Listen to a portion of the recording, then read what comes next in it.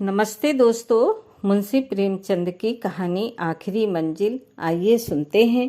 आज 3 साल गुजर गए। यही मकान है, यही बाग है, यही गंगा का किनारा, यही संगमरमर का हौज, यही मैं हूँ और यही दरो दीवार। मगर इन चीजों से दिल पर कोई असर नहीं होता। वो नशा जो गंगा की सुहावनी और हवा के दिलकश झोंकों से दिल पर छा जाता था, उस नशे के लिए अब जी तरस जरस के रह जाता है। अब वो दिल नहीं रहा, वो युक्ति जो जिंदगी का सहारा थी अब इस दुनिया में नहीं है। मोहिनी ने बड़ा आकर्षक रूप पाया था। उसके सौंदर्य में एक आश्चर्यजनक बात थी, उसे प्यार करना मुश्किल था। वो पूजने के योग्य थी। उसके चेहरे पर हमेशा एक बड़ी लुभावनी आत्मिकता की दीप्ति रहती थी। उसकी आंखें जिनमें लाज और गंभीरता और पवित्रता का नशा था, प्रेम का सूत्र थी। उसकी एक एक चितवन, एक एक क्रिया, एक एक बात उसके हृदय की पवित्रता और सच्चाई का असर दिल पर पैदा करती थी। जब वो अपनी शर्मीली आंखों से मेरी ओर ताकती तो उसका आकर्षण और उसकी गर्मी मेरे दिल में एक ज्वार भाटा सा पैदा कर देती थी। उसकी आंखों से आत्मिक भाव की किरणें निकलती थी, मगर उसके ओंठ प्रेम की बनी से अपरिचित थे। उसने कभी इशारे से भी उस अथाह प्रेम को व्यक्त नहीं किया, जिसकी लहरों में वो खुद तिनके की तरह बही जाती थी। उसके प्रेम की कोई सीमा न थी। वो प्रेम जिसका लक्ष्य मिलन है, प्रेम नहीं वासना है। मोहिनी का प्रेम वो प्रेम था जो मिलने में भी वियोग के मजे लेता है। मुझे खूब याद है, एक बार जब उसी हौज के किनारे चांदनी रात में मेरी प्रेम भरी बातों से विभोर होकर उसने कहा था, वो आवाज अभी मेरे हृदय पर अंकित है। मिलन प्रेम का आदि है, अंत नहीं। प्रेम की समस्या पर इससे ज्यादा शानदार, इससे ज्यादा ऊंचा ख्याल कभी मेरी नजर में नहीं गुजरा। वो प्रेम जो चितवनों से पैदा होता है और वियोग में भी हरा भरा रहता है, वो वासना के एक झोंके को भी बर्दाश्त नहीं कर सकता। संभव है कि ये मेरी आत्म स्तुति हो, मगर वो प्रेम जो मेरी कमजोरियों के बावजूद मोहिनी को मुझसे था, उसका एक कतरा भी मुझे बेसुध करने के लिए काफी था। मेरा हृदय इतना विशाल ही न था। मुझे आश्चर्य होता था कि मुझमें वो कौन सा गुण था जिसने मोहिनी को मेरे प्रति प्रेम से विह्वल कर दिया था। सौंदर्य, आचरण की पवित्रता, मर्दानगी का जौहर, यही वो गुण है जिन पर मोहब्बत निछावर होती है। मगर मैं इनमें से एक पर भी गर्व नहीं कर सकता था। शायद मेरी कमजोरियां ही उस प्रेम की तड़प का कारण थी। मोहिनी में वो अदाएं न थी जिन पर रंगीली तबीयतें फिदा हो जाया करती हैं। तिरछी चितवन रूप, गर्व की मस्ती भरी हुई आंखें, दिल को मोह लेने वाली मुस्कुराहट, चंचल माड़ी, उनमें से कोई चीज यहाँ न थी। मगर जिस तरह चांद की मंदिर सुहावनी रोशनी में कभी कभी फुहारे पड़ने लगती है, उसी तरह निश्चल प्रेम में उसके चेहरे पर एक मुस्कुराहट कौंध जाती और आंखें नम हो जाती। ये अदा न थी, सच्चे भाव की तस्वीर थी जो मेरे हृदय में पवित्र प्रेम की खलबली पैदा कर देती थी। शाम का वक्त था। दिन और रात गले मिल रहे थे। आसमान पर मतवाली घटाएं छाई हुई थी और मैं मोहिनी के साथ उसी हौज के किनारे बैठा हुआ था। ठंडी ठंडी बयार और मस्त घटाएं हृदय के किसी कोने में सोते हुए प्रेम के भाव को जगा दिया करती हैं। वो मतवालापन जो उस वक्त हमारे दिलों पर छाया हुआ था, उस पर मैं हजारों होशमंदियों को कुर्बान कर सकता हूँ। ऐसा मालूम होता था कि उस मस्ती के आलम में हमारे दिल बेताब होकर आंखों से टपक पड़ेंगे।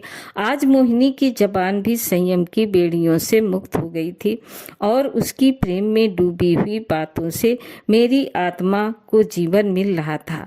एकाएक मोहिनी ने चौंक कर गंगा की तरफ देखा। हमारे दिलों की तरह उस वक्त गंगा भी उमड़ी हुई थी।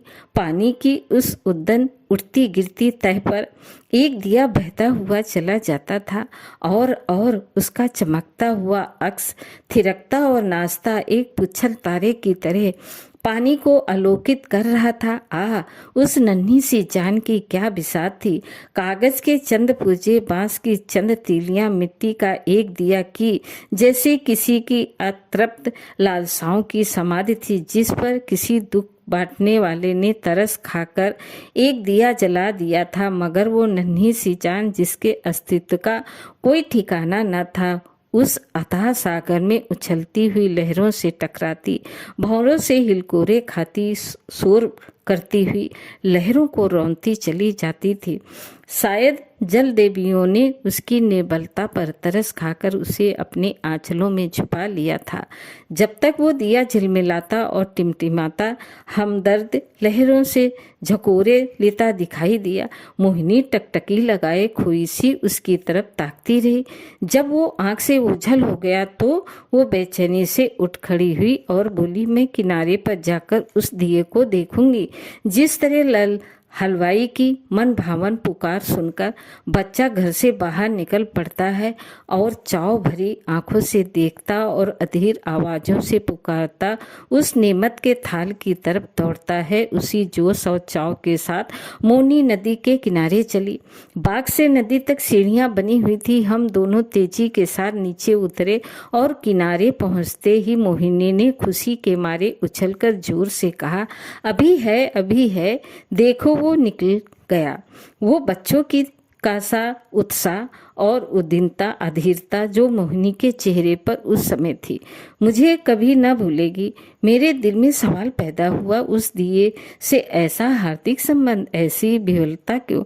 मुझ जैसा कभी तो शून्य व्यक्ति उस पहेली को जरा भी न बूझ सका। मेरे हृदय में आशंकाएं पैदा हुई। अंधेरी रात है, घटाएं उमड़ी हुई, नदी बाढ़ पर, हवा तेज, यहाँ इस वक्त ठहरना ठीक नहीं। मगर मोहिनी वो चाव भरे भोलेपन की तस्वीर उसी दिए की तरफ आंखें लगाए चुपचाप खड़ी थी और वो उदास दिया ज्यों हिलता मचलता चला जाता था, ना जाने कहाँ किस देश। मगर थोड़ी देर के बाद वो दिया आंखों से ओझल हो गया। मोहिनी ने निराश स्वर में पूछा, गया? बुझ गया होगा। और इससे पहले कि मैं जवाब दूं, वो उस डोंगी के पास चली गई जिस पर बैठकर हम कभी कभी नदी की सैरें किया करते थे, और प्यार से मेरे गले लिपट कर बोली, मैं उस दिए को देखने जाऊंगी कि वो कहाँ जा रहा है, किस देश को। ये कहते कहते मोहिनी ने नाव की रस्सी खोल ली, जिस पर पेड़ों की डालियां तूफान के झोंकों से झकोले खाती, उसी तरह ये डोंगी डावाडोल हो रही थी। नदी का वो डरावना विस्तार, लहरों की वो भयानक छलांगे, पानी की वो गरजती हुई आवाज, इस खौफनाक अंधेरे में इस डोंगी का बेड़ा क्यों कर पार होगा? मेरा दिल बैठ गया। क्या उस अभागी की तलाश में ये कश्ती भी डूबेगी? मगर मोहिनी का दिल उस वक्त उसके बस में न था। उसी दिए की तरह उसका हृदय भी भावनाओं की विराट लहरों भरी गरजती हुई नदी में बहा जा रहा था। मतवाली घटाएं झुकती चली आती थी कि जैसे नदी के गले मिलेंगी, और वो काली नदी यूं उठती थी कि जैसे बादलों को छू लेगी। डर के मारे आंखें मुंदी जाती थी। हम तेजी के साथ उछलते, कगारों के गिरने की आवाजें सुनते, काले काले पेड़ों का झूमना देखते चले जाते थे। आबादी पीछे छूट गई, देवताओं को बस्ती से भी आगे निकल गए। एकाएक मोहिनी चौंक कर उठ खड़ी हुई और बोली, अभी है, देखो वो जा रहा है। मैंने आंख उठाकर देखा, वो दिया ज्यों का त्यों हिलता मचलता चला जाता था। उस दिए को देखते हम बहुत दूर निकल गए। मोहिनी ने ये राग अल्पाना शुरू किया। मैं साजन से मिलन चली। कैसा तड़फा देने वाला गीत था, और कैसी दर्द भरी रसीली आवाज, प्रेम और आंसुओं में डूबी हुई।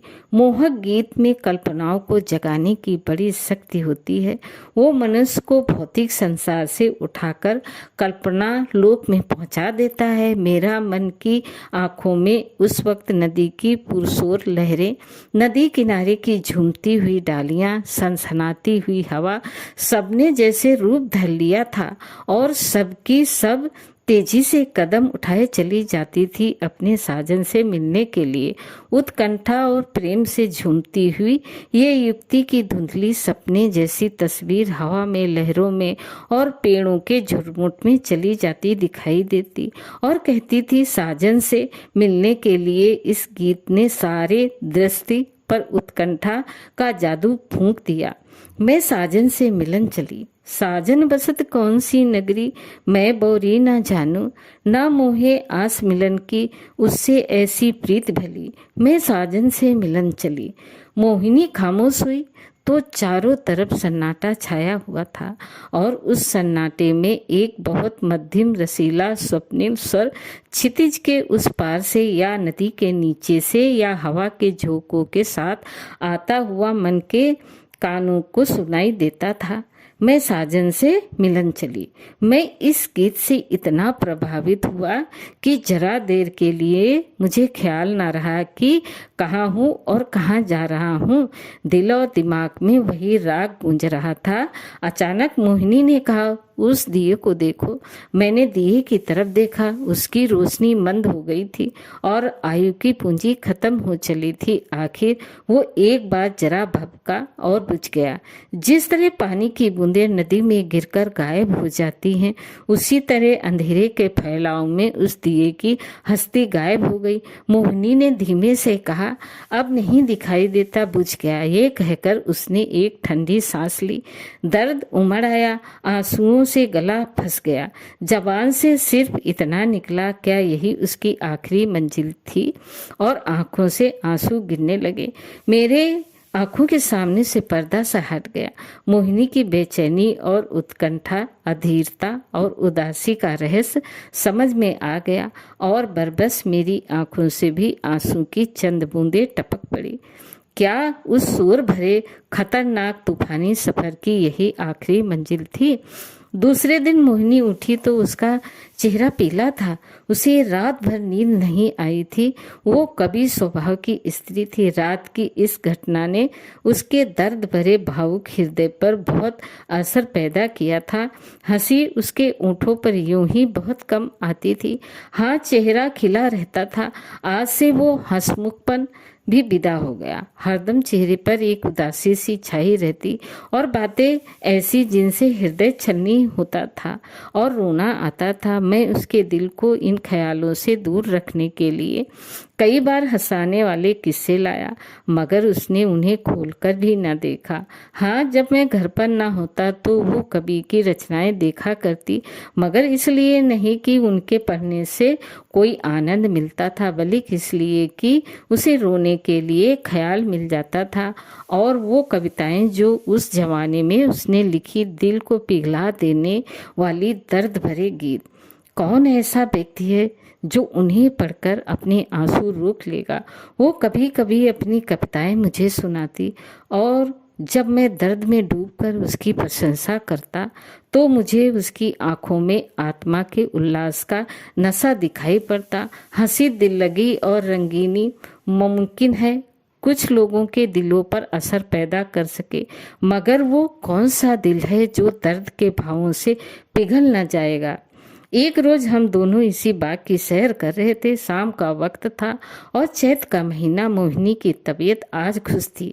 बहुत दिनों के बाद आज उसके ओंठों पर मुस्कुराहट की झलक दिखाई दी थी।